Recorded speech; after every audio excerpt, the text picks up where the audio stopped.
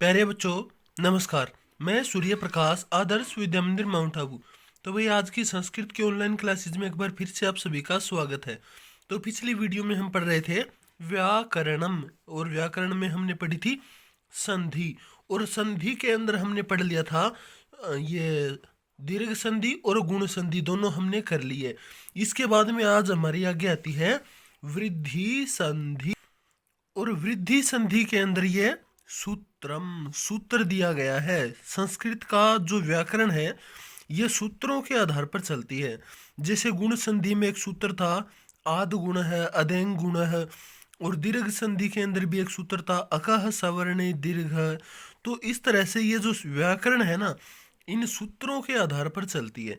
तो यहाँ पर सूत्र लिखा है वृद्धि रेचि। वृद्धि का मतलब वृद्धि हो जाती है, वृद्धि संधि हो जाती है। एची, इसका जब हम संधि विच्छेद करेंगे तो ये बनेगा वृद्धि जमा एची। एची एची का मतलब होता है एच, और एच के अंदर आता है ए आई, ये दो वर्ण आते हैं, ठीक है। ये एच के अंदर आते हैं। तो अब हम देख लेते हैं इसका अर्थ। संधि के विषय में ए आ के बाद में, ए और आ इन दो वर्णों के बाद में अगर ए आई ओ औ ये चार वर्ण आ जाएं, किसके ए आ के बाद में अगर ए आई हो, ओ औ हो, ये चार वर्ण हो, तो दोनों के स्थान पर अगर ए के बाद में ए होगा तो ए और ए इन दोनों के स्थान पर आई हो जाएगा। आई। ए आ के बाद में अगर ओ या औ हुआ तो दोनों के स्थान पर औ हो जाएगा। और अगर ए आ के बाद में री हुआ, री, तो उसके बाद में आ, और आ होने के बाद में लास्ट में र लग जाएगा, आर, ठीक है, ये बन जाएगा। तो ये क्रम से बन जाते हैं। तो अब एक बार हम इसके उदाहरण देख लेते हैं। तो उदाहरण में सबसे पहले है ए या आ के बाद में अगर ए आएगा तो आई बनेगा। जैसे जन जमा एकता, जनईकता। यहाँ पर जन के अंदर ए है और एकता के अंदर ए है। अ और ए बराबर आई, जनईकता। एक जमा एक, इसमें भी वही बात है, अ के बाद में ए है, आई बना। एक जमा एक, एक। गंगा जमा ऐसा, अब यहाँ पर क्या हुआ, आ के बाद में ए है और बन गया आई। गंगा जमा ऐसा, गंगैसा। सदा जमा एव, सदैव। इसमें भी वही बात है, आ के बाद में ए आ गया।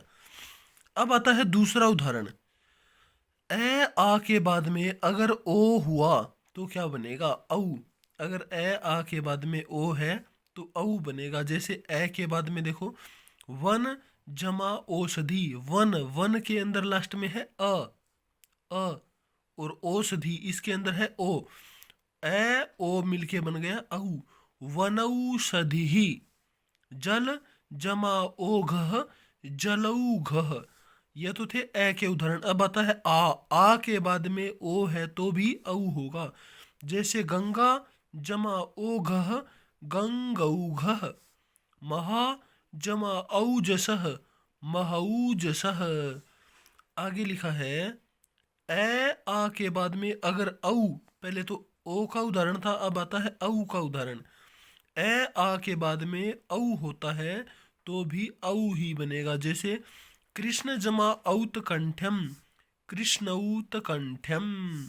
महा जमा औषधि, अब इसके अंदर महा, महा के अंदर है आ जमा औ, महौषधि। महा जमा औषधि, महौषधि। अब पहले हमने देखा था ए आ के बाद में ए होगा तो आई बनेगा।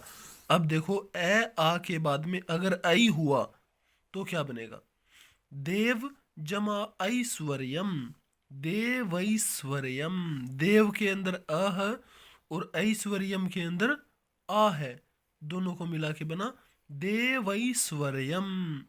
महाजमा ऐश्वर्यम, महा के अंदर है आ और ऐश्वर्यम में है ये ऐ, तो आ और ऐ मिलके बना महेश्वर्यम।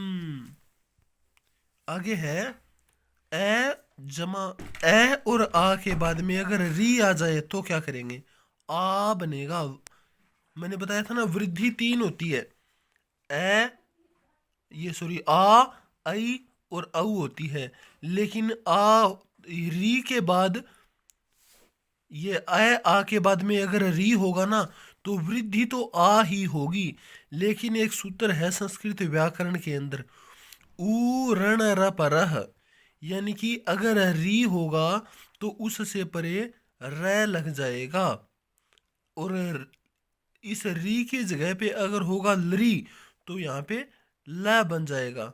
तो यहाँ पे री का उदाहरण है, तो ए आ प्लस री बराबर आर, प्र के अंदर है अ और आगे है रिच्छति का री, प्र जमा रिच्छति प्रारछति, सुख जमा रितः सुखारतः।